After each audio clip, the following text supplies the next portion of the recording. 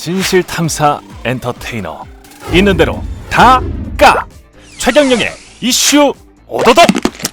예, 안녕하십니까. 최경영의 이슈 오도독 시작하겠습니다. 저는 KBS 최경영 기자고요.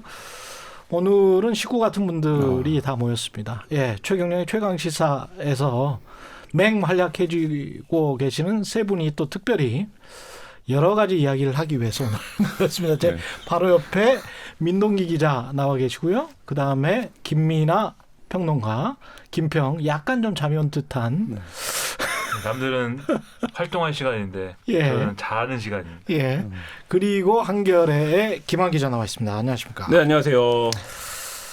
팬덤부터 오늘은 후보들의 그 여러 가지 이야기, 거주지부터 뭐 사는 곳, 빌딩 뭐 사는 곳은 모르는데 사는 곳은 잘 몰라요. 네. 예. 그러면 뭐 다들 잘 살고 계시겠죠? 사무실 이야기도 좀 해보고 뭐 사는 곳들도 이야기해보고 할 수 있으면 뭐 다 해보죠. 대본을 받고 깜짝 놀랐습니다. 이게 대답을 하라고 쓴 대본인지. 아니 이 질문들 중에 아는 거 있어요? 아는 얘기 사실 있어요? 아까 전에 대기실에서 기다리는데 PD가 왔고 왜 아무것도 안 하고 있냐고 공부를 안 하냐고 해서 이거 공부해서 알 수 있는 게 아니다. 네. 나 이거 빌딩 얘기가 아니에요. 전공 분야가. 그냥 뭐 그 경험으로 네. 우리가 취재를 해왔던 것들 그리고 평론을 해왔던 것들을 가지고 근데 상당히 또 흥미로운 부분들이 많아요. 예, 이런 조그만한 것들에서 그 사람의 뭘 볼 수가 있으니까. 그러니까 한국 사회에서 이런 비과학적인 부분이 굉장히 대선만 되면 각광받는다 이런 생각을 다시 한번. 우리가 뭐 한 국민의 70%가 점을 보러 다 가지 않습니까? 통계도 이미 나왔습니다. 70%가 점을 한 번이라도 본 적이 있고 30%만 점을 한 번도 본 적이 없습니다. 실제로 총리까지 올랐던 분이 늘 부인이 점을 보러 다녔대요. 그래서 사람들이 저기는 왜 이렇게 점을 보러 다니냐, 점이 미쳤냐 이런 얘기를 했는데 남편이 되게 안 풀리는 거야. 이 행시 동기생이나 이런 사이에서 맨날 출세에 물 먹고. 근데 점만 보면 말년에 관운이 대운이 터진다. 실제로. 근데 그래서 그분이 결국 총리까지 하시는. 정권을 넘나들며 이런 분이 관가의 전설처럼 전해지는 분이 영화에도 계시죠. 그런 검사들도 점보러 다니지 않습니까? 대선 앞두고. 아니 그 중앙일보 회장님하고 그 윤석열 당시의 검찰총장이었습니까? 그렇죠. 예. 지검장. 중앙지검장. 지검장 할 때도 이 관상을 보러 한 거 아니에요? 그때? 그렇죠. 그 윤석열 전 총장도 굉장히 그쪽에 관심이 많은 걸로 알려지고 있고 뭐 횡행하는 이름이 하나 있잖아요. 무정 스님이라고. 그래서 가까이 지낸다 뭐 이런 얘기들이 있습니다. 이게 두 분을 짝지어 주신 분. 그러니까 저희가 입수한 그 3부 조남욱 회장의 다이어리에도 한겨레 무정 스님과 이 윤 검사 또는 최은순 사장이 굉장히 여러 번 같이 모이기도 하고 밥도 먹고. 무정수님과 그 무정수님도 나와 있군요. 그 다이어리. 무정수님은 거의 그 일주일에 한 많이 나올 때는 서너 번 나올 때도 있어요. 만나는 스님이 맞아요, 그러면? 네, 그게 궁금합니다. 스님이 맞습니까? 제가 취재한 바로는 스님이 아닌 걸로 알고 있어요. 그래서 그냥 이제 고기도 먹고 술도 드시는 그런 스님인 거죠. 뭐 파괴승의 아들. 저도 스님 하겠습니다. 스님. 일단 그 머리는 좀 깎고. 아니 뭐 머리 긴 스님. 그 수치 많은 사람은 그냥 그런 말하면 안 돼요. 삼부통은 조 회장이랑 그 무정수님이 원래 친했고. 그 누가 먼저 친해졌고 선후 관계는 그 다이어리상으로는 확인이 안 되는데, 확인이 안 되고. 근데 어쨌든 뭐 자주 어울렸던 것으로는 것은 이제 그 일정표상으로는 확인이 되고요. 3부 직원들의 말에 따르면 뭐 이제 공채 같은 경우 말고 이제 호텔은 상시 채용이 많지 않습니까? 이제 필요한 파트들을 그때 뽑으니까 그런 이제 면접을 할 때 들어온 적도 있었다 그래요. 그 관상을 보고. 난 김한 기자한테 그거 물어보고 싶었어. 그 출처 불명의 어떤 자료를 가지고 우리를 비판한다라고 윤석열. 아니, 그 기사에 보면 리드에 출처를 다 써드렸는데 출처를 모르겠다고 그러면 한글을 이렇게 모르시는 이제 건가? 입장문이 나왔을 때 어땠어요?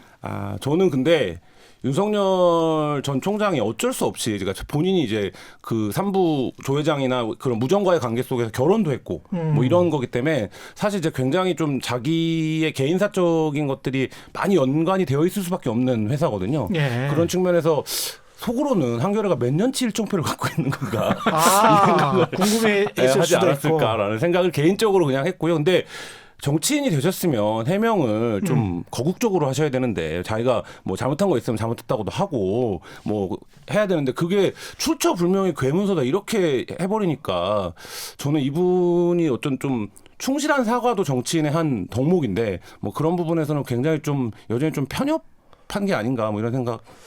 판결이 그랬습니다. 좀 더 들어갈 것 같네요. 법조인의 언어예요. 법조인의 언어. 그렇죠. 예. 법률적으로 좀 생각을 해보고. 제가 봤을 때 한겨레의 그 기자 그 기사에 쓴 바이라인을 보니까 굉장히 여러 명이 들어가 있더라고요. 3명 들어가 네 있었던 명이요, 네 명. 네 명이 들어가 예. 있기 때문에 분명 하나 더 나옵니다. 네.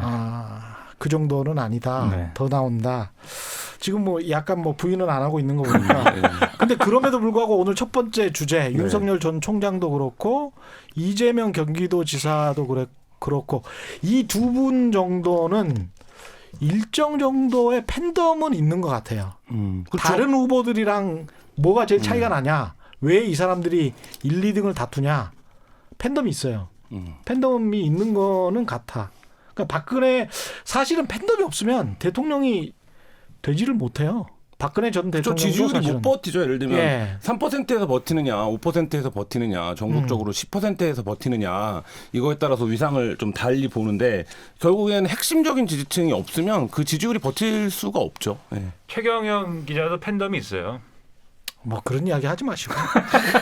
은근 되게 네. 좋아하시네요. 예. 여기 다른 사람들은 팬덤 없는데 네. 본인만 있어요. 얼굴 활짝 피고 제가 웃으면서 고맙습니다, 여러분. 근데 이게 가수 나훈아 씨가 이야기했잖아요. 적도 많은 거예요. 이 팬덤이 있는 사람들은 적도 많습니다.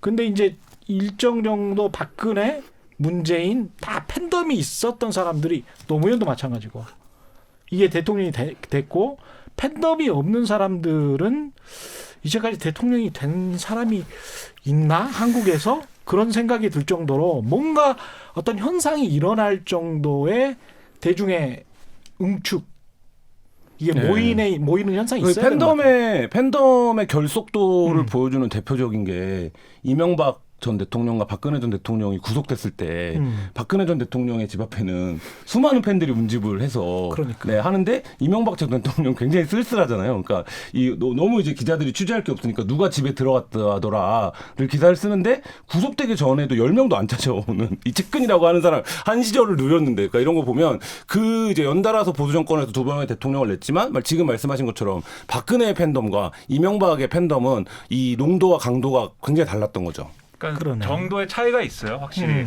그러니까는 팬덤이라고 해도 사실 강력한 팬덤이다. 이 어떤 운동장을 바꿀 정도의 팬덤이다라고 했던 건 사실 노무현 전 대통령이고 그렇죠. 그 이전에 이제 그 대통령들의 경우에 뭐 예를 들면은 지역적으로 기반이 있다거나 아니면 특정한 뭐 직군의 어떤 뭐 이 강한 어떤 뭐가 있다거나 이런 거였지. 사실 노무현 전 대통령이 일반적인 차원에서의 이제 강력한 팬덤은 거의 처음이 아니었을까 싶고요. 그 정도의 위력은. 그 다음에 사실 거기서부터 이제 갈라져 나온 거죠. 사실 문재인 대통령에 대한 지지나 이런 것도. 그리고 거기에 이제 거의 맞설 만한 게 이제 박근혜 전 대통령이었던 건데 이번에 윤석열 전 총장이나 이재명 지사 같은 경우에는 우리가 그런 뭐 박근혜 전 대통령이나 문재인 대통령이나 뭐 노무현 전 대통령에 비할 바는 또 아닌 것 같아요. 일단 이재명 지사의 팬덤이라는 분들은 사실 오래됐습니다. 그 분들도. 근데 그분들은 이렇게 범위가 넓고 막 이렇게 드러나는 활동을 해가지고 전국을 뒤집는다 이런 것이라기보다는 요즘은 굉장히 그 어떤 약간 자제하고 있는 것 같고 그 상당히 무섭습니다. 그 이재명 지사 상당히 지난 네. 대선 때는 엄청 위력을 발휘했었죠. 손가락 그렇죠. 혁명단이라고 맞아요. 부르잖아요. 예. 혁명군입니다. 혁명군입니까? 군이에요. 혁명군. 이거는 네. 구세군하고는 다른 네. 거예요. 군이에요. 네. 이거는 거의 그래요? 무섭고. 네. 근데 윤석열 전 총장의 팬덤은 사실은 급조됐어요. 왜냐하면 이 대한민국 사회에서 예. 한 반 정도의 사람들은 거의 이제 윤석열 전 총장을 한 번쯤은 싫어해봤고 한 번쯤은 좋아해봤던 사람들이 네. 그게 교차하기 때문에 최근에 이제 팬덤들은 사실은 이 서울중앙지검장 할 때나 이럴 때는 윤석열 전 총장을 증오했던 사람들의 가능성이 크죠. 예. 그런 점에서는 약간 이렇게 좀 그렇게 뿌리가 깊은 팬덤은 또 아니다. 근데 윤석열 총장이 자기 팬덤을 엄청 좋아하는 것 같아요. 왜냐하면 추경 갈등 한참일 때 왜 화한 전쟁이 있지 않았습니까? 그러니까 추미애 장관한테도 화환을 보낸 사람도 있고 이 대검에도 화환을 보낸 사람도 있었는데 어느 순간부터 보면 대검이 그 화환을 안 치워요. 그러니까 처음에는 제 기억에 치웠거든요. 근데 너무 정치적으로 보이니까 치워야지 사실. 그렇죠. 그게 예. 맞죠. 이제 장관은 어느 정도 정치인이기 때문에 뭐 내가 이런 팬덤이 이런 화환이 왔다 이런 거 SNS에 올릴 수도 있고 이게 뭐 적절하냐 여부에 대한 논쟁이 있을 수 있지만 할 수 있다고 보는데 정치인이니까. 근데 대검은 좀 다른데 이 추경 갈등이 깊어질수록 자기한테 오니 꽃다발들을 안 치우더라고요. 그래서 외롭잖아요. 네? 외롭잖아요. 팬덤이 예. 노사모가 일단 시작인 건 분명한 것 같은데요. 그 노사모 어떤 그런 팬덤은 분명히 어떤 시민의 자발성이라든가 그렇죠. 좀 범위가 광범위하고 그래서 여러 가지 좀 좋게 평가할 그런 대목들이 분명히 있었거든요. 예. 근데 그 이후에 특정 정치인에 대해서 나타나는 팬덤은 조금 다른 것 같아요. 그러니까 철저하게 좀 배타성이 좀 강한 것 같고 그리고 최근에는 이게 팬덤이 맞나? 팬클럽이 맞나? 하고 의심스러울 정도의 이상한 어떤 모임들이 많이 등장을 합니다. 방금 지금 중요한 단어 베타성. 윤석열 전 베타성. 총장 얘기를 하셨는데 윤 전 총장과 관련해서 팬클럽이 되게 많거든요. 근데 그 언론에도 보도가 됐었는데 윤석열 테마주라고 해가지고 네. 그 같이 띄우는 어떤 그런 그 팬클럽들도 모임들도 생겼어요. 근데 그게 윤 전 총장하고도 직접적인 연관이 있느냐? 없습니다. 그러니까 무슨 얘기냐면 팬클럽을 가장한 예. 어떤 이해관계를 도모하기 위한 이상한 조직들이 많이 생겨서 팬덤과 팬클럽 이런 거는 좀 구분해서 좀 접근할 필요도 있는 것 같고 요즘 들어서는 정말 이상한 어떤 모임들이 많이 생겨나고 있어요. 베타성과 이해관계를 사실은 이해관계를 쫓는 어떤 집단인데 거기에서 특히 이제 뭐 정부 초기 때 그런 현상들이 또 많이 나타났었고 문재인 정부 초기 때도 네. 그 친문을 어떻게 보면 가장하면서 아주 지나치게 배제적으로 행동을 했던 사람들이 각광을 받았던 적이 있었잖아요. 상당히 예. 상당히 오랫동안. 지지율 80% 시절이 꽤 오래 갔었으니까 한 60에서 80으로 가던 시절이 그때는 그렇죠. 뭐 특정 언론에 대한 공격, 한겨레도 공격 많이 당했었고요. 그리고 뭐 어떤 우리가 아예 그래서 이 기존 언론을 못 믿으니까 언론을 차려서 우리끼리만 정보를 유통하자 뭐 이런 이제 움직임도 있었고, 그러니까 이 실제로 또 추라이를 해봤었고. 네, 문재인 정부 초기 때 사실 그 흐름이 그러니까 이 정치인 팬덤이 실제 운동장에도 영향을 미치는 게 굉장했죠. 예. 근데 이렇게 배제주의자들이 나가는 거는 외국 같은 경우에 왜 티파티 운동하고 나중에 트럼프 열렬한 지지자들로 변한 사람들이 사실은 백인 우월주의자들이 그 근간에 있었잖아요. 그래서 인종에 기반을 둔 그런 생각을 가지고 있었는데 이거는 사실 가치나 이념에 플러스 배제 누군가 어떤 집단들을 다 배제하기 시작하면 그러면 이제 그거는 민주주의로 못 가는 거죠. 네. 근데 이게 또 민주주의의 어두운 면인 것 같기도 해요. 지금 말씀하신 예를 들면 티파티나 뭐 이런 것도. 그러니까 사실 처음에 뭔가 티파티 운동이나 그런 것들을 하고 싶은 이념은 있는 거죠. 뭔가. 그래서 작은 정부였으면 좋겠고, 그 다음에 정부가 돈을 쓰지 말아야 되니까 세금을 아예 안 걷었으면 좋겠고, 그래서부터 거기서부터 시작한 어떤 그 알갱이가서부터 시작을 하는데, 거기 가서 계속 이렇게 붙는 것은 자기 존재를 위해서 자기 존재를 위해서 자기 존재의를 위해서 그것만을 위해서 활동하는 어떤 동력이 생겨버리는 거거든요. 그래서 티파티 운동이라는 게 사실 굉장히 극단적인 어떤 태도를 보이고 남들에 대한 어떤 배타성을 발휘를 했지만 그게 그렇게 하지 않으면 그 운동이 유지가 안 되는 상황이기 때문에 그렇게 얘기를 하는 거죠. 왜냐하면 이 똑같이 다른 이제 그 우측에서든지 좌측에서든 똑같이 나오는데 예를 들어 내가 굉장히 반대하는 권력이 그렇게 하지 말고 좀 더 이제 우측으로 와야 된다라고 나는 주장을 하고 있는데 예. 그 권력이 실제로 우측으로 와버렸다. 그럼 나는 그 권력이 내가 원하는 만큼 우측으로 왔으니까 이제 지지해줘야겠다. 이렇게 얘기하느냐? 그렇지 않다는 거죠. 더 우측으로 와야지 지금 뭐 하는 거야.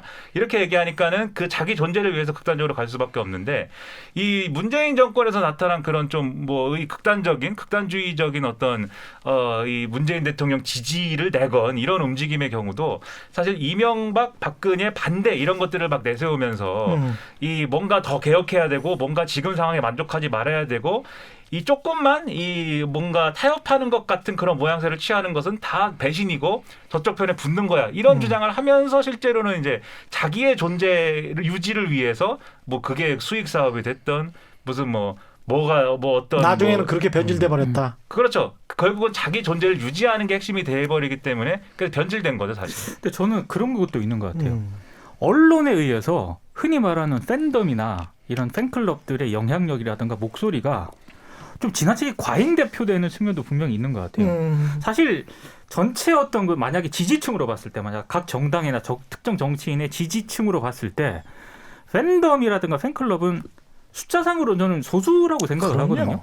근데 그게 언론에 의해서 목소리가 좀 지나치게 많이 대표가 되고 또 그거를 본 정치인들이 그 목소리에 영향을 받고 그러니까 이게 계속 악순환이 반복될 수밖에 없는 구조가 아닌가. 그리고 언론에 그런 팬덤이 과잉 대표되는 하나의 징검다리가 또 SNS입니다. SNS에서 그렇죠. 너무 그걸 하니까 언론들도 사실 이 팬덤 그러한 이제 자기의 주장을 막 이렇게 강하게 하지 않는 그 팬덤에 속하지 않은 사람들의 목소리를 사실 접할 데가 없거든요. 그렇죠. 언론이 어디서 뭐 지나가는 사람 붙들어가지고 당신은 어디 지지자입니까? 당신은 어떻게 생각합니까? 뭐 이럴 수 없는 거니까 뭐 가끔 하긴 하죠. 거리에서 대선 때 되면. 근데 항상 그럴 수가 없으니까 결국 요즘 같은 때는 SNS 보고서는 무슨 얘기가 요즘에 인기인가를 보고 뭐 기사도 쓰고 뭐 하는데 결국 그러면 그 좋아요 많이 받는 네, 그런 사람들은 또 팬덤과 연결돼 있고 그러니까 사실 과잉 대표되는 것 같고 SNS를 없애야 됩니다.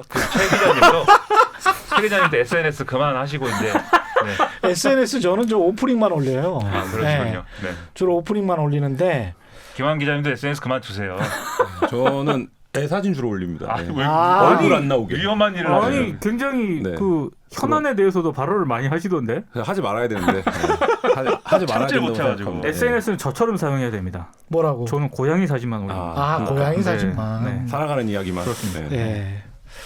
근데 이 측면이 있는 것 같을까? 예를 들면 지금 이 문재인 정부 초기 흐름까지 오는 팬덤들을 보면 이른바 민주정부 진영의 이제 노사모로 대변되는 흐름이 그러니까 대통령을 잃었다 검찰에 의해서 이 이제 강한 정서가 있었고 예. 그게 이제 결국엔 팬덤과 스타덤이 결국엔 이제 서로 다 맞닿아 있는 앞뒷면이잖아요. 그러니까 문재인이라고 하는 대통령을 스타로 만들어서 대통령을 만들어냈고 그래서 이제 결국 그 팬덤이 오래전부터 요구해왔던 게 검찰개혁을 위주로, 그러니까 중심으로 한 어떤 사회개혁이었고, 결국 이제 문재인 정부가 그걸 버릴 수 없었고, 이제 그걸 끝까지 밀고 가는 과정에서 이 팬덤에 의해서 다시 뭐 조국이 스타덤에 오르고, 조국 전 장관이. 그리고 이제 그러니까 결국엔 이게 처음에 하려고 했던 게 뭔지가 아니라 이 팬덤의 의지에 따라서, 그러니까 말하자면 뭐 이게 본질이 오히려 변질되는 뭐 이런 현상들이 쭉 왔고, 문재인 정부 초기에도 그런 얘기를 많이 했어요. 이 정부를 둘러싸고 있는 강한 이 팬덤 지지층들이 결국 언젠가 이제 말하자면 큰 부담이나 위협이 될 거다라는 정치적으로 얘기를 많이 했었는데 지금 이제 일정 정도 전개된 상황, 그러니까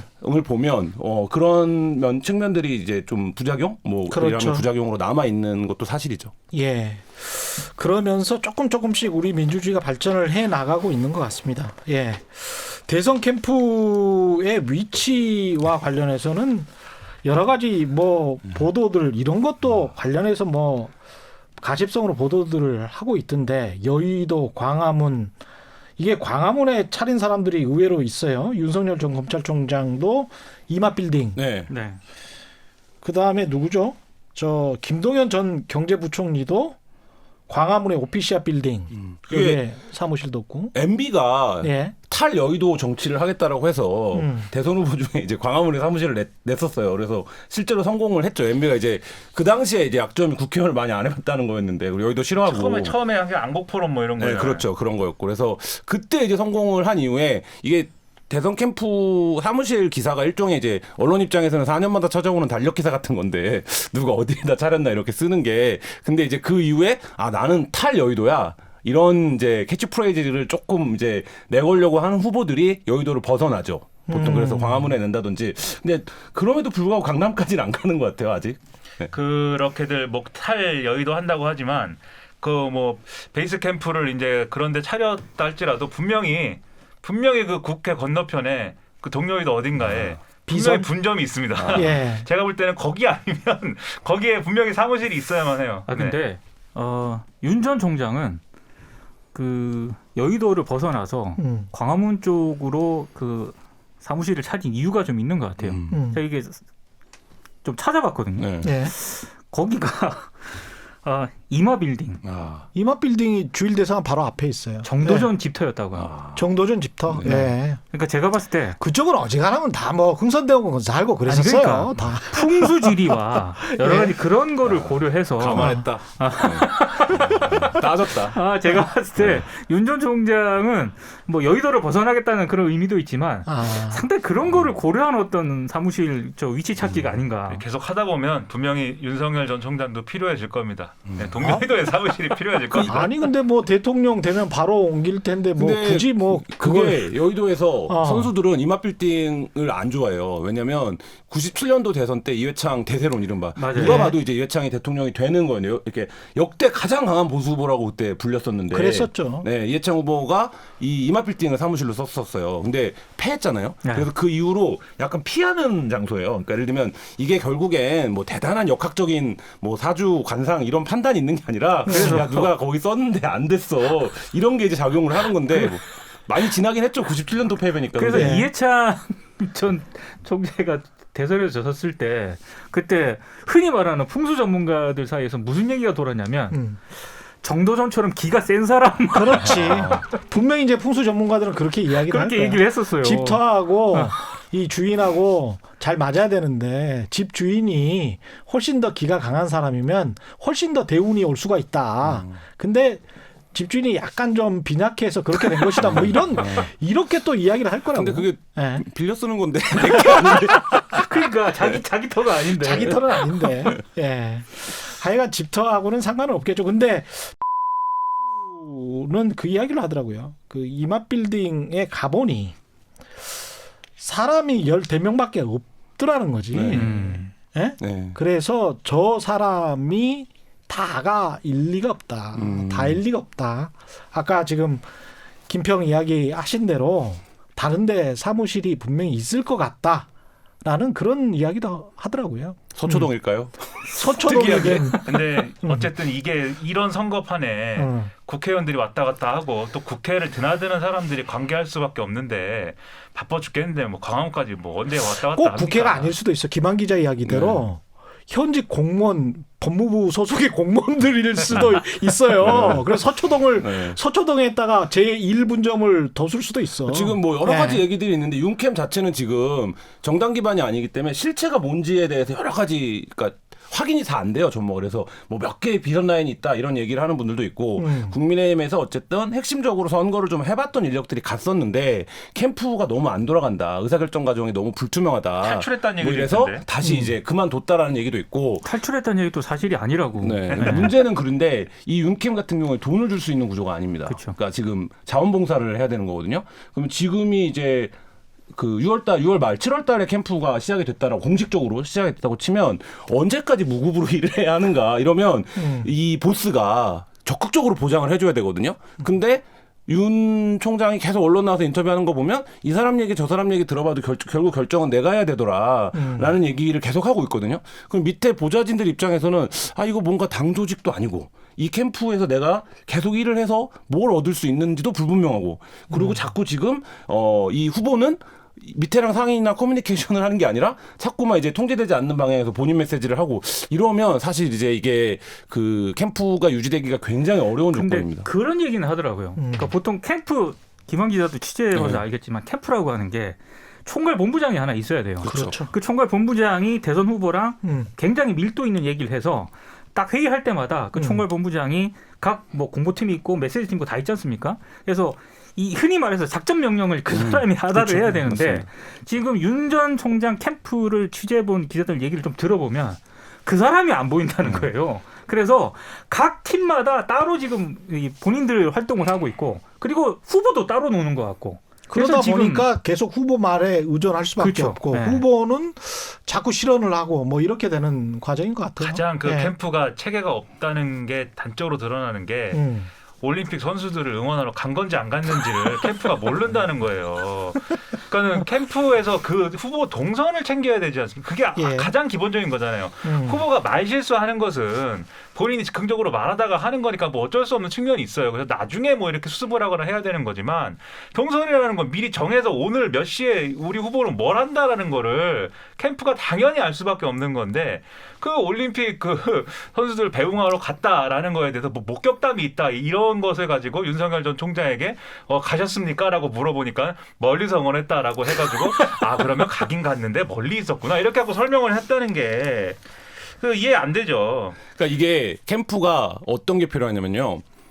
강력한 복심이 있어야 됩니다. 이거는 그 캠프 시절에는 약간 이제 허장성세라고 하더라도 내가 후보랑 나랑 내 말이 곧 후보의 말이다. 이렇게 강력하게 리더십을 발휘해 줄 수 있는 사람이 있어야 예. 어중이 떠중이 다 오는 이 공간이 굴러가요. 그렇지. 그 사람의 어떤 지위로. 근데 지금 윤캠에 그게 없죠. 그게 없고 공보는 어떤 거냐면 기자들이 출근하지 않습니까? 기자실로? 그러면 와서 오늘은 이 메시지는 이런 거고 우리는 이런 방향이고 이거를 계속적으로 커뮤니케이션을 누가 그렇죠, 해줘야 돼요. 그렇죠. 그래야 네. 이 후보의 직접 워딩이 아니더라도 전체적으로 이 캠프에 이해도가 높아지지. 높아지는 건데 예. 사실 이제 그 역할도 굉장히 중요한데 지금 그게 되고 있느냐에서 다 문제가 있고 상황실장이라고 지금 모셔간 분 있지 않습니까? 그 윤캠에서 그러니까 이분이 이슈 장악이 안 돼 있어요. 늘 기자들이 물어보면 알아보겠다라고 이제 답변을 해요. 근데 이러면 이게 모른다는 거거든요. 기자도 아는데 이제. 아니 근데 알아보겠다라고 해서 나중에 답변이라도 해주면 괜찮은데 답변도 제대로 안 하는 네. 그런 경우가 있다고 하던데요. 캠프는 서초동에 아크로비스타 있는 것 같아요. 이 14층에. 자기 12층인가? 자기 집에. 네. 김동연 전 경제부총리는 나올 것 같습니까? 안 나올 것 같습니까? 이 무슨 뭐 오피스까지 마련한 거 봐서는 나올 것 같기도 하고 안 나올 것 같기도 하고 나오면 뭐 여당에서 나오는 건지 야당에서 나오는 건지 진짜 삼지대로 뭐 나오는 건지 이분이 제일 미스테리예요. 미스테리죠. 네. 어떻게 보세요? 어떻게 관측하세요? 뭐 이렇게까지 했으면 나오려고 시도하겠죠. 그리고 나오겠죠 아마도. 그런데 지금 한 얘기를 다 종합해 보면 결국은 그것은 뭐 무소속으로 나가겠다든지 뭔가 당 비슷한 것이긴 하지만 당이 아닌 뭔가를 타고 나오겠다는 것에 가깝지. 여당은 이미 경선을 시작했잖아. 시작했기 때문에 거긴 네. 나올 수가 없고 야당에 무슨 뭐 판에 껴가지고 뭐 하겠다는 건지는 지금 굉장히 불투명하게 얘기를 하고 있어가지고 사실은 야당이 아닌 것처럼.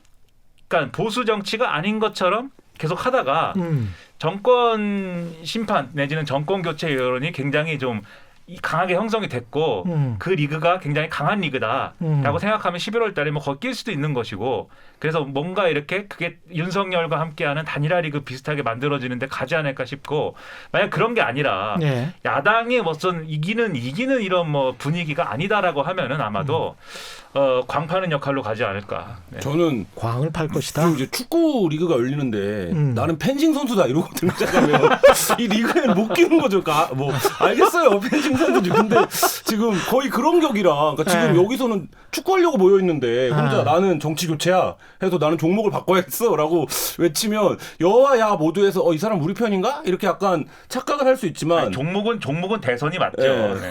근데 어쨌든 자기는 그 리그가 아니라니까. 근데 그래서 저는 뭔가 지금 그러니까 이렇게 뭐라 그래야 될까요? 그러니까 비평가적 관점에서 이 판을 좀 보고 있는 사람처럼 보이는. 그러니까 이게 여도 별로고 내가 해봤는데 경제부총리까지. 근데 정권 교체가 필요하긴 한데 정권 교체보다 더 중요한 건 정치 교체다 이렇게 얘기를 하는 게 뭐 과연 이분이 어떤 행보를 하려고 하는 건지는 구체적으로 모르겠어요. 그 고민은 저는 이해를 그쵸. 하겠어요. 맥락적으로 이해는 왜냐하면 가는데. 정치 교체라는 게 사회 개조 비슷한 걸 했으면 좋겠다. 뭐 이런 사회 개혁을 했으면 좋겠다는 건 것 같아요. 그게 이제 어떤 식의 사회 개혁인지는 김동연 부총리 마음속에 있는 거겠지만 정치나 정권을 바꿔서 될 일이 아니다. 어떤 사회 대통합이나 대타협이나 뭔가를 바꾸어야 되는데 그게 시민사회를 기반으로 크게 한번 일어나야 되겠다. 뭐 이런 생각을 가지고 있는 것 같아요. 그러려면 대선을 그러니까 대선을 준비하는 게 그게 아니라 순환 논법이에요. 그러면 사회를 바꾸기 위해서 뭘 하는 거냐 당신이. 예. 사단법인 유쾌한 반란 만들고 그거 뭐 계속 강연 다니는 거냐. 최재형 전 원장 같은 경우는 딱 첫날에 보여줬지 않습니까? 네. 쓰레기를 줍지 않습니까? 사회를 개혁하기 위해서. 전 그걸 보고 예. 이분은 안 될 이경규 것 양심 같다. 냉장고 같은 게 생각났어요. 안 될 것 같아요? 안 될 것 같다라고 생각했습니다. 쓰레기 줍는 퍼포먼스가 제일 안 좋은 퍼포먼스예요. 그래. 아니 여의도 한복판에 이분도 사무실이 있어요. 입당을 네. 했지만. 근데 제가 오늘 어떤 분의 페북글을 보니까 그 변호사인데 이분 사무실에 가봤나 봐요. 근데 3M이라고 돼 있대요. 구호가 스몰, 스마트, 서번트. 3M이에요. 예, 3S 아니에요 그러면? 3S구나. 3S. 예, 3S. 갑자기 3M 을 3S. 이렇게 붙이는 전 세계적으로 유명한 외신을 너무 많이 보셔갖고 이제 M하고 S가 다 3S네. 네. 근데 이 뒤에 이제 서번트는 기독교적인 것 같고 상당히 그 다음에 스몰 스마트를 지향하면서 공유 오피스를 한 거예요. 나름 거기가 이제- 공유 오피스예요. 근데. 예. 나름 좀 뭐랄까요? 여기가 원래 되게 이분도- 유명한 빌딩인데 네. 여기도 앞에 음. 최근에 이 잘 안 되니까 임대가 그래서 공유 오피스로 바꾼 아, 거예요. 여기 그래? 그렇게 거기- 된 거야? 거기 몇 층에 있어요 공유 오피스? 뭐 되게 유명 그 공유 오피스가 입주를 했죠. 그러니까 아. 몇 층을. 그래서 여기 대합 빌딩 굉장히 유명한 빌딩입니다. 아, 대학빌딩 유명하지. 아니 옛날 예. 직장이 거기였죠. 아, 그랬어.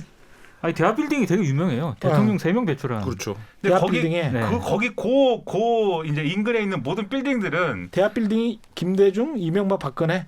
네. 그쵸. 어떤 네. 어떤 경우든 누군가는 배출을 했거나 누군가는 썼던 빌딩들이기 때문에 뭐 어. 그게 사실은 그게 그렇게 중요한 것 같지는 않아요. 그 빌딩의 이력이 누굴 배출했다는 게. 그리고 음. 사실 이거 약간 여담인데요. 예. 지금도 그러는지 모르겠는데 역대 이제 대선 캠프들이 빌딩에 여의도 빌딩에 많이 들어가잖아요. 그 관리인하고 건물주들이 그렇게 싫어했대요. 싫어하죠. 예. 왜냐하면 지금은 코로나 때문에 안 그럴 것 같은데 이번 그렇죠. 대선 같은 네. 경우에는 그 기자들 많이 오죠.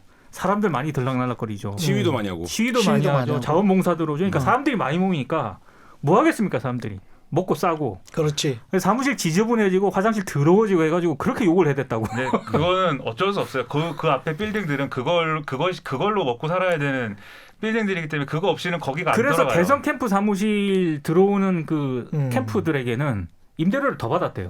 그래서 맞죠. 국가 빌딩들이 다 지저분하구나. 맞습니다. 네. 최근에 리모델링들을 좀 하고 있죠. 네. 그래서 아. 여기도 아마 뭐 처음부터 우리는 그런 뭐 스몰이니까 공유 오피스로 가자 이게 아니라 예. 거기로 갔는데 임대는 한 층이 없어서 아. 공유 오피스밖에 쓸 수 없는 네. 이런 게 아니었을까라고 제가 기자인데 이렇게 추론을 해봅니다. 취재가 아니라. 그 스몰 네. 스마트 서번트 나름의 어떤 생각이 있을 것도 같고 유리수 후보 같은 경우는 모바일 캠프네요. 이분이 가장 특징이 있네. 돈이 안 들어서 좋죠. 그렇죠. 네. 네. 진지하지 않다는 거죠. 경선에 전혀 진지하지 않다 지금. 네. 그냥 한번 나와본 것이다. 선거 광을, 요새도- 광을 팔겠다. 선거 요새도 메타버스로 하면 되겠네요. 예. 아 네. 좋네요. 네. 네. 버스요? 아니, 버스? 예. 이번 기회로 뭐 차기 서울시장을 노린다는 얘기도 있고. 예. 아 그럴 수. 예. 그러니까 사실은 이번에 대선 나오신 분들 뭐 국민의힘도 한 14분 된다고 하고 지금 저 민주당 같은 경우도 6명이 지금 6명으로 줄었죠. 들어가 있죠. 지방자치 선거 생각하시는 분들, 그 다음에 당 대표 생각하시는 분들 그런 분들도 꽤 있다는 이야기를 들었습니다. 그렇습니다. 이 네. 대선 나오면 어찌됐든 인지도가 확 올라가니까요.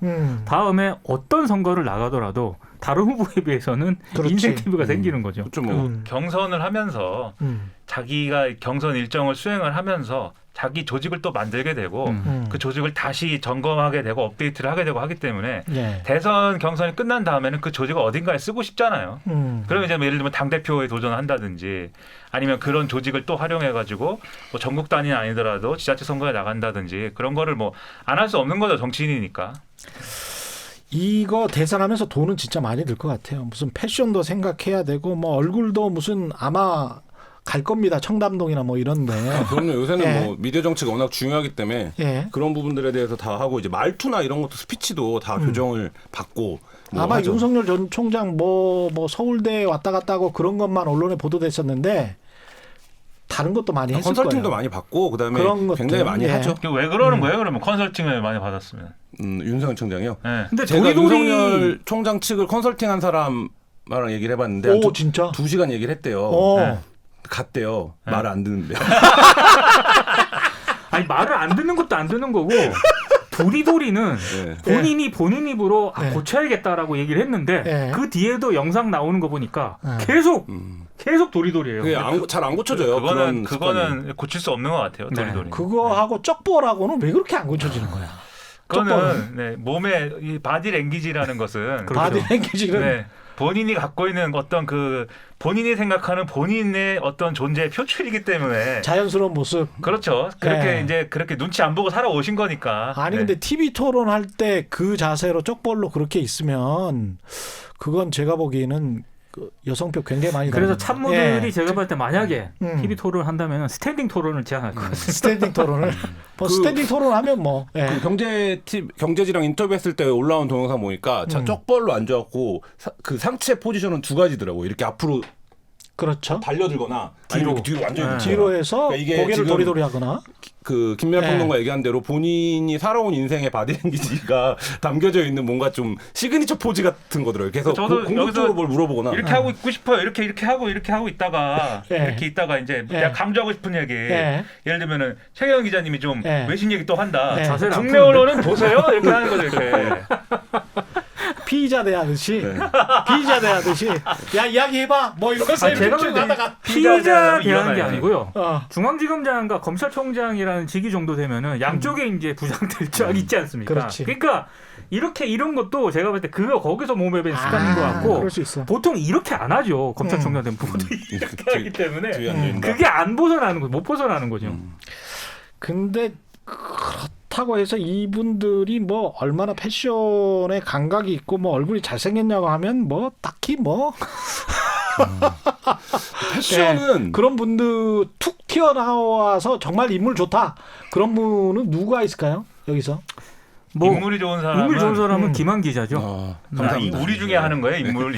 아니 우리끼리는 뭐 승자가 뻔하니까 그 이야기하지 마. 승자가 뻔하다. 네, 승자가 뻔해. 일단 일단 얘기하려고 여기도 지금 김평은- 2위 경쟁이 중요한 거네. 그러면. 김평은 지금 4등이냐? 아, 그렇구나. 야, 김평은 지금 4등이야. 아, 인정을 안 할 수도 없고 할 수도 없는 머리 이상한 수춘 그- 1등일지 모르겠지만 네. 아 머리숱 이야기 하지 맙시다. 근데 이제 머리숱은 제가 4등. 가장 잘생긴 사람은 박용진인 것 같아요. 아 그래요? 네. 예. 그래도 아무래도 젊으니까 제일 낫나? 그 전형 뭐 전반적으로 정치인 치고는 그 정도 이제 핸섬한 편이 아닌가 이런 생각이고. 확실히 문재인 그 젊은 정부- 사람들이 네. 유리하지. 문재인 예. 정부 초기에 왜 그 조국 민정수석 뽑고 임종석 비서실장 뽑고 해갖고 그 셔츠만 입고 커피 들고 가는 사진 굉장히 화제였잖아요. 그렇죠. 네. 그러니까 제 생각에는 그러니까 이 민주당에서 약간 그런 그림으로 이번 대선까지 올 수 있었다면 지금처럼 이렇게 팽팽한 국면이 안 됐을 텐데 그때 그래서 뭐 예를 들면 그런 말들 했었잖아요. 정권 하나 바꿨을 뿐인데 나라를 되찾은 것 같다 이런 표현들이 있었어요. 맞아. 그게 좀 멋있었지. 네, 그러니까 왜냐하면 예. 박근혜 청와대로 되면 근데 뭐 최순실 게이트 한참이고 말이니까 어떤 폐쇄성, 뭐 비밀주의 그리고 대통령 뭐 존재하는 건지 안 하는 건지도 모를 정도의 커뮤니케이션 부재 뭐 이런 상황을 확 탈피를 한 상징적 컷을 보여줬는데 맞아. 근데 그 지금 대선 경선에 나온 6명 놓고 보면 그때에 비해서도 굉장히 퇴행적인 맞아요. 것 같아요. 그러니까 그때 칼라를 유지를 못한 게 지난 이제 4~5년간 문재인 정부의 어떤 좀 과정을 보여주는 게 아닌가 이런 생각도 들더라고요. 그러네요. 그때가 훨씬 젊어 보이네. 그렇죠. 네. 있었죠. 예. 예. 그리고 지금 나오신 분들도 정세균 총리도 조금 연세가 있으시고. 그분은 5년 전에도 연세가 있으셨는데 이번에도 연세가 있으셔가지고 민주당 후보들은 사실 전반적으로 연세가 좀 있으신 분들이죠. 근데 그게 안정감으로 비춰질지 지금의 시대 정신은 뭐라고 생각을 하세요? 문재인 대통령 그냥 보통 뭐 그전 대통령과 반대로 간다 그러잖아요. 스타일도 그렇고. 그래서 이재명 지사가 유리하다라고 주장을 했던 사람들은 문재인 대통령이 뭐라고 어떻게 보면 이제 우유부단하고 어떻게 보면은 결정에 굉장히 신중하고 이런 타입이기 때문에 확 치는 그런 이재명 지사가 정반대 스타일로 유리할 것이다 그런 이야기 했었거든요. 그런 측면에서 또 윤석열 전 총장도 그런 어떤 카리스마, 거침없음 그런 것이 어필하고 있는 것도 같고 지지자들에게는. 근데 이제 약간 차이는 있는 것 같아요. 저는 그런 게 요즘 흔히 말해서 잘 먹힌다라고 생각을 하고요. 이준석 대표의 돌풍도 이제 그런 어떤 영향이 있었다라고 생각을 하는데 맞아요. 네. 문제는 윤 전 총장 같은 경우는 약간 상황이 다른 것 같습니다. 그러니까 이재명 지사라든가 이준석 대표는 나름 그러니까 이준석 대표만 하더라도 방송 생활만 굉장히 토론 배틀만 엄청 많이 했거든요. 그렇지. 이미 예. 노하우와 내공이 있어요. 이게 예. 멘탈이 장착이 돼 있습니다. 예, 그리고 있어요. 예. 이재명 지사 같은 경우에는 뭐 더할 나위 없이 잘 토론에 능하니까요. 근데 윤 전 총장 같은 경우에는 본인과 관련된 사안에 대해서는 거침없는 발언들이 언론을 통해 주목을 많이 받았죠. 근데 대선 후보로 나서겠다고 한 이상 본인 전공이 아닌 분야가 더 많아요. 그러니까 그런 부분에 있어서는 약간 이제 공보 라인이나 메시지 팀과 조율을 통해서 좀 관리된 어떤 멘트가 나와야 되는데 전혀 그런 게 없이 요즘 나오다 보니까 이제 사고가 발생을 하는 것 같습니다. 그러니까 말도 안 되는 얘기를 막 하잖아요. 윤석열 전 총장이. 그리고 예를 들어서 대구에 가서는 이제 대구 사람들이 이렇게 막 훌륭한 사람들이기 때문에 이렇게 뭐 그 초기에 코로나19 이렇게 확산될 때 잘 막을 수 있었던 거다. 이 얘기를 사실 세련되게 하면 되는데 다른 지역이었으면 밀란이 일어난다는 얘기까지 나올 정도였다. 이렇게 얘기를 하고 광주에 가서는 사실 광주가 그동안 굉장히 아픔을 많이 겪었는데 경제적으로도 사실 여러모로 힘들다는 거 제가 잘 알고 있고 그걸 풀어드리겠다 이렇게 얘기를 해야 되는데 옛날에 왔을 때랑 지금 왔을 때랑 변환 겪고 이렇게 발전이 안 됐을 수가 있냐 이렇게 얘기를 하고 아주 1차원적이거든요. 충청도에 가서는 난 충청의 아들이다 이거 하고 그럼 윤석열 정권에서는 뭐 어떻게 되는 거냐 그러면 예? 충청 인맥과 대구 인맥이 예. 주류를 차지하고 광주는 난개발되는 거냐 이런 의문이 막 생긴단 말이에요. 그러니까 이런 1차원적인 정치 수준에서 이제 얘기를 하는 걸로 봐서 제가 볼 때도 준비가 잘 안 돼 있고 윤석열 총장은 그 준비가 잘 안 된 것은 본인의 철학 정치적인 어떤 철학의 문제이기 때문에 이거를 뭐 도와준다고 해서 해결될 문제도 아닌 것 같고요. 그래서 그건 명확한 한계인데 다만 이제 사람들이 그럼에도 불구하고 윤석열 총장을 지지한다고 하는 이유라는 것은 결국 이 정권이 뭔가 아무튼 바꾼다고 했잖아요. 뭐가 됐든 개혁을 하고 뭐 이런 걸 바꾼다고 했는데 사람들이 거기에 동의했던 게 이전에 보수 정권에서 왜 우리가 이렇게 불행하고 이렇게 못 살고 이렇게 답답하고 왜 정치가 이렇게 안 좋아졌는가에 대해서 그거를 바꾸는 게 개혁이다라는 거에 동의를 했기 때문에 개혁 정권을 만들었는데 개혁이라는 걸 한다고 했는데 별로 이게 뭐 나에게 좋은 건 없다. 이게 남아 있는 거죠. 그러면 이걸 나에게 좋은 쪽으로 하려면 앞으로 뭐가 개선돼야 되는 거냐라고 할 때 두 가지 중에 하나를 생각하는 것 같아요. 첫 번째는 그러면 개혁이 왜 안 된 거냐에 대해서 이 정권이 거짓말하고 우리를 속였다. 이렇게 믿는 사람들이 보수정치 지지자들인 것 같고 그래서 거짓말하고 속인 거에 어떤 피해자 그리고 그 피해자가 자기 실력으로 그 거짓말하고 속인 걸 돌파하는 모습을 보여줬다. 그래서 윤석열 전 총장을 지지한다. 이 흐름이 이제 첫 번째로 있었던 것 같고 두 번째로는 이게 뭔가 개혁이라는 게 막 치고 나가고 이렇게 뭐 여러 가지 규정, 법, 무슨 뭐 이 분위기, 여론 이런 거에 얽매이지 말고 해야 될 거는 팍팍 하고 이렇게 갔어야 되는데 이 정권이 굉장히 여러 가지를 뭐 여러 가지 신중함과 여러 가지 뭐 의지의 문제로 막 치고 나가지 못했다. 그래서 그 다음에 이제 좀 정권을 맡아서 해야 될 사람은 이런 거 여러 가지 눈치 보지 말고 막 밀어붙이고 치고 나가는 사람이어야 된다. 그래서 이재명 지사 지지한다. 이런 게 있었던 것 같고 그리고 서로에 대해서도 이제 그런 교차성이 또 있는 것 같고 지지자들 사이에서는 그런 걸로 볼 때 그런 시대 정신이 일단 형성이 된 것 같아요. 근데 이재명 지사도 그렇고 윤석열 전 총장도 그렇고 최근의 상황에서는 바로 그 특성 때문에 본인의 불안함을 또 노출하고 있는 거거든요. 불안정성을 노출하고 있는 거거든요. 그래서 아직 이게 차기 대선에서 탄생할 지도자는 어떤 성향이어야 된다라는 게 여론의 어떤 하나의 단일한 흐름으로는 아직 확 모아지고 있는 것 같지는 않아요. 그래서 저희가 보통 사람을 볼 때 인상을 보는데 말의 내용보다는 비언어적인 것들을 굉장히 많이 보잖아요.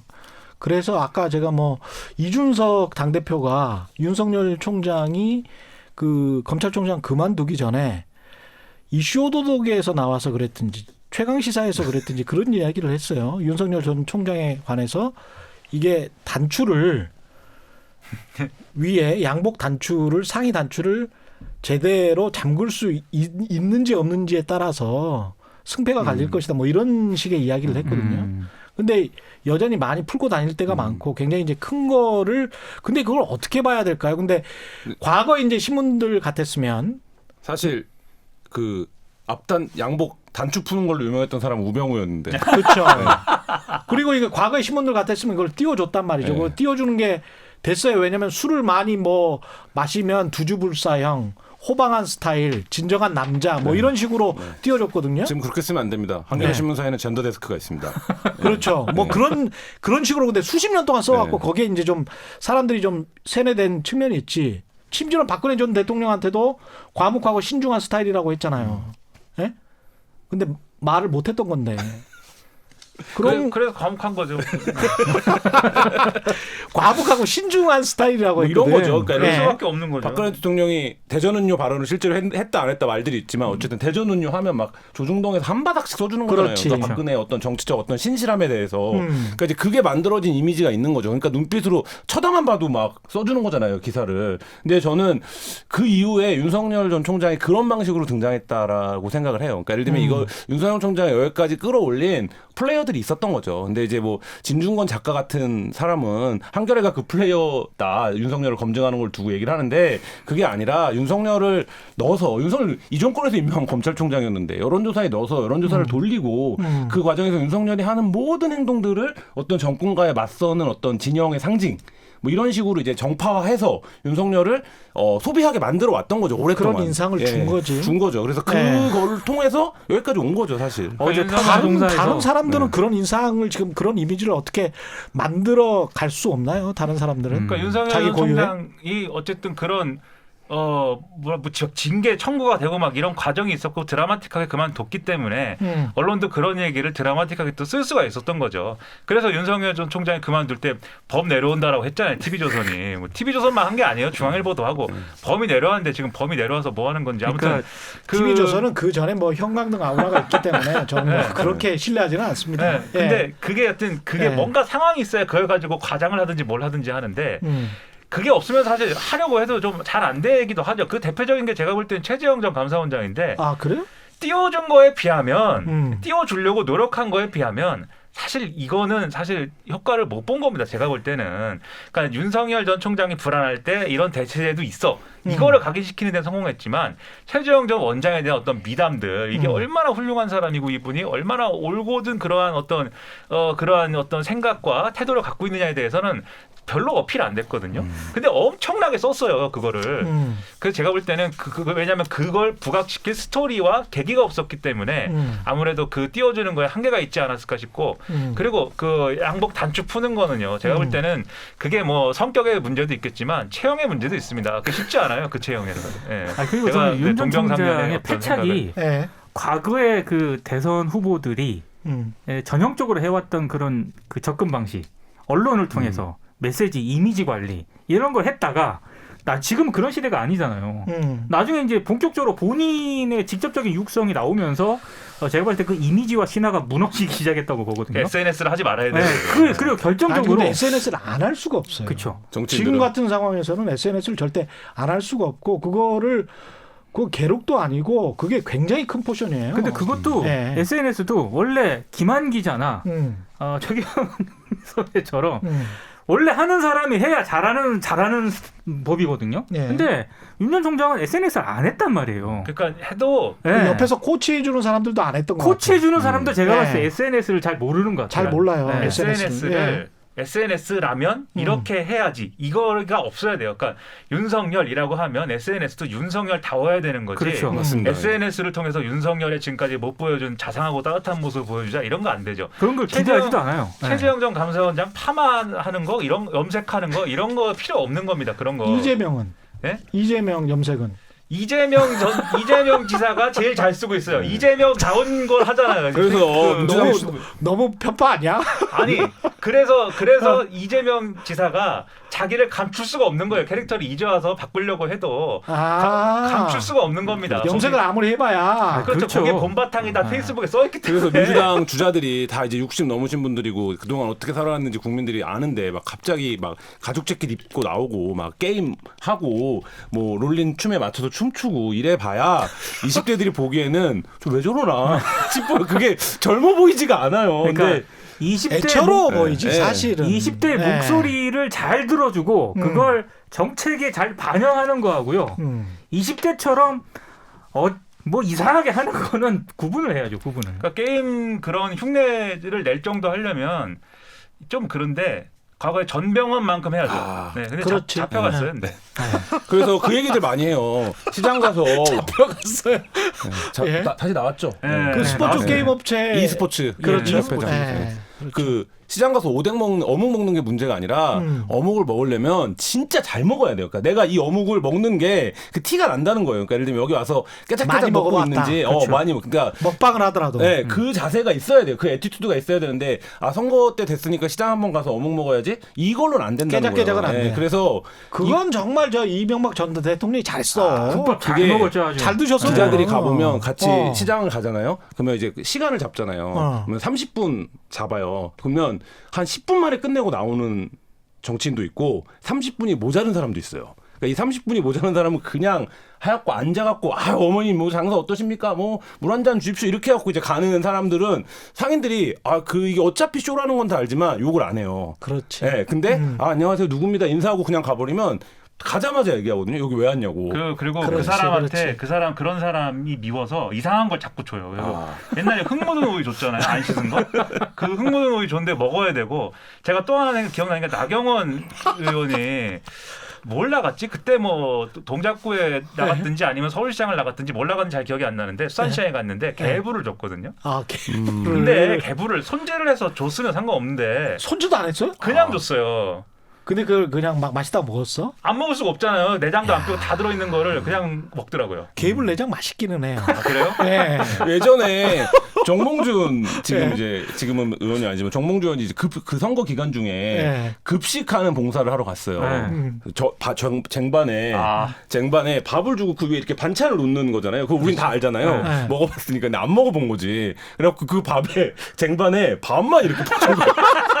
그러니까 그래서 이 뷔페인데 뷔페식으로 주는 데인데 이 쟁반에 밥만 이렇게 받은 거예요. 어떤 사람이. 근데 이제 그러면 본인은 그거를 통해서 뭔가 노리는 이미지 전략이나 효과가 있었겠지만 그것만 역효과만 기억에 남는다. 그래서 그러니까 하면 안 된다. 하던 본인의 일상에서 네. 하던 거를 자연스럽게 SNS에 노출해야 됩니다. 그런 거 보면은 서초동이나 뭐 이렇게 너무 고급 집에 살고 고급인 사람들이라고 해서 좀 미안합니다만 하여간 상류층의 사람들과만 어울렸었으면 그거는 좀 마이너스가 될 수가 있겠네요. 그렇죠. 반기문 전 사무총장 같은 경우에 왜 지하철 값 계산 잘못 2만 원짜리 2만 원을 내든가 뭐 그래가지고 아주 망신을 당했었잖아요.